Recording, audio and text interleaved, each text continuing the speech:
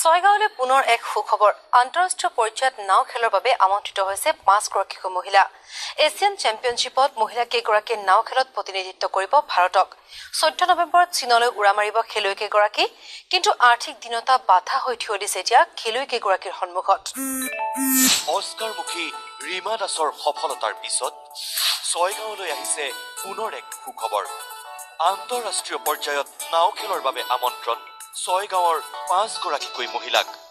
যাৰ বাবে এতিয়া উৎফুল্লিত হৈ পৰিছে ছয়গাঁওবাসী সম্পৰ্কত বাই ভনী ছয়গাঁৱৰ দগাঁও কটহী গাঁৱৰ এই 5গৰাকী মহিলা অহা 14 নৱেম্বৰত এওঁলোকে চীনলৈ উৰা মাৰিব এছিয়ান চেম্পিয়নশ্বিপত অংশ ল'বলৈ একেটা পৰিয়ালৰে বিজুলী কলিতা দীপান্বিতা কলিতা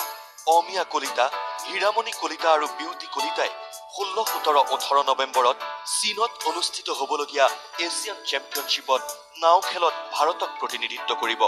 কিন্তু পৰিতাপৰ বিষয় যে উৰাজাহাজৰ টিকট ক্ৰয় কৰাৰ বাবে এওঁলোকৰ হাতত বৰ্তমানলৈকে নাই পৰ্যাপ্ত ধন আমি চাইনাত খেলিম চাইনাত আমাক এছিয়ান গেমছৰ কাৰণে আমাক বাছনি কৰি লৈছে 5জনী আমি বাই ভনী এখন ঘৰৰে এতিয়া আমি উৰাজাহাজত যাৰ কাৰণে আমাৰ টিকট কাটিবলৈ আমি সক্ষম নহয় এজনী ছোৱালীৰে আমাৰ ৬৫,০০০ কৰি লাগে টিকটত গতিকে আমি যদি কোনোবা ৰাইজে বা অসম চৰকাৰে আমাক কিবা সহানুভূতি দেখে যদি আমাক এইখিনি এছিয়ান গেমছত জইন কৰাৰ কাৰণে বা তাতে আমি জয়লাভ হৈ যাতে আহিব পাৰো এইখিনি আমাক সুবিধা দান কৰিলে আমি ভাল পাম আৰু উল্লেখ্য যে দগাঁও কটহী বছৰৰ প্ৰায়ভাগ সময়তেই বানত বুৰ গৈ থাকে সৰুৰে পৰা নাও চলোৱাত অভ্যস্ত বাবে এই মহিলা কেইগৰাকীৰ নাও খেলৰ প্ৰতি বাহিল আগ্ৰহ এওঁলোকৰ দাবী যে খেলত অংশগ্ৰহণ কৰিলে পদক পাবলৈ সক্ষম হ'বই মোৰ পুৰা বিশ্বাস আছে আমি চেম্পিয়ন হৈ আহিব পাৰিম যদি আমি যাব পাৰো তালৈকে আমাৰ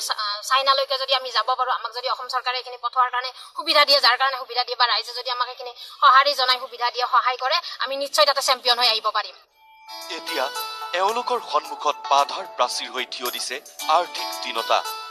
আৰ্থিক সংকটৰ বাবে এওঁলোকে প্ৰতিযোগিতাত অংশগ্ৰহণ কৰিব নোৱাৰিব নেকি তাক লৈ এতিয়া প্ৰশ্ন উঠিছে